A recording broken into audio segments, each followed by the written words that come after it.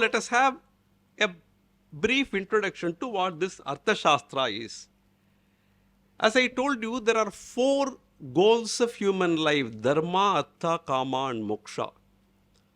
Artha deals with means of life. Therefore, Arthashastra is mostly on the economics.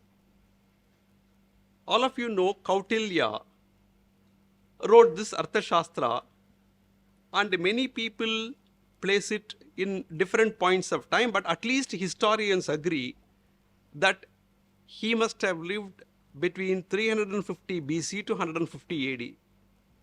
So it's about, certainly all historians, even those who do not accept the greatness of our country, agree that Arthashastra should be 2000 years old. Let us start from that point itself. Arthashastra, interestingly, speaks about 3 different types of judicial officers. First type of judicial officers were called Dharmasthas, judges.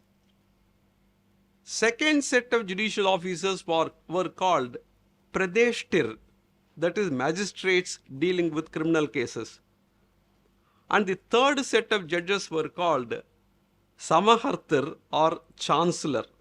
A code of conduct for judges is laid down by Kautilya in his Arthashastra, book 4, chapter 9, from verses 13 to 16.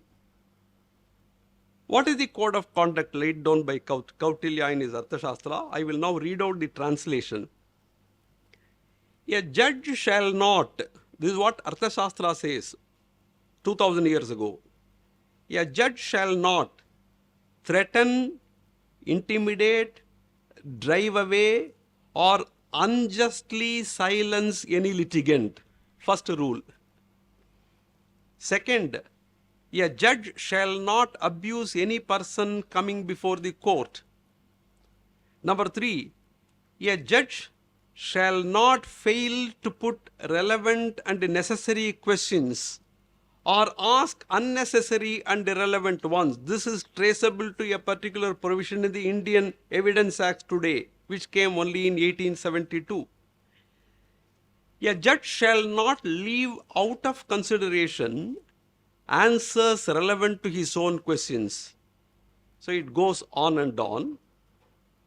Chapter 7 of book 4 of Kautilya's Arthashastra deals with post-mortem examination. Can you believe the kind of rules that Kautilya had come up with for post-mortem examination? Kautilya states that the magistrate shall conduct a post-mortem on any case of sudden unnatural death after smearing the body with oil. What is the purpose of smearing the body with oil? Once you smear a dead body with oil, any bruises, swellings, and external injuries on the body will be very clearly visible. This is how he explains it. And he says, examination on the cause of death should be conducted even in cases where a person has committed suicide. So this is not something which we have borrowed from the English tradition. Kautilya identifies causes of death into 3. Number 1, stoppage of breath by strangulation, hanging, asphyxiation or drowning. Number 2, death by physical injury by beating or throwing from a height.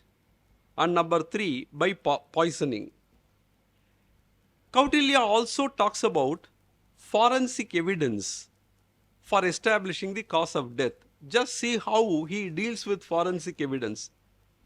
He says, if a person has been strangulated to death, Kautilya says, urine and fecus would have been thrown out of the body. This is true.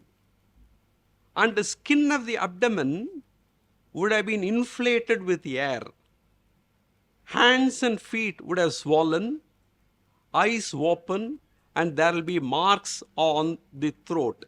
So how do you identify the cause of death by strangulation by these factors, he says. Then he says, if in case a death is, in fact, he also says that if a death is caused by narcotic drugs, then the clothes would have been strewn about, body spread eagled, excessive vomiting and purging will denote that a person has died due to narcotic drugs. This is what Kautilya says. What we have learnt is probably narcotic drugs were available even in Kautilya's time. Otherwise, this could not have come. He says, in case of death due to poisoning, the undigested parts of the meal should be tested by feeding it to the birds. If these parts, when thrown to fire, produce a crackling sound and become multicolored, then poisoning is proved, according to Kautilya. Even today, forensic science acknowledges that if a undigested poisonous substance taken from your stomach is thrown into the fire, it produces crackling sound and the color of the fire becomes different. So that was identified by Kautilya 2000 years ago.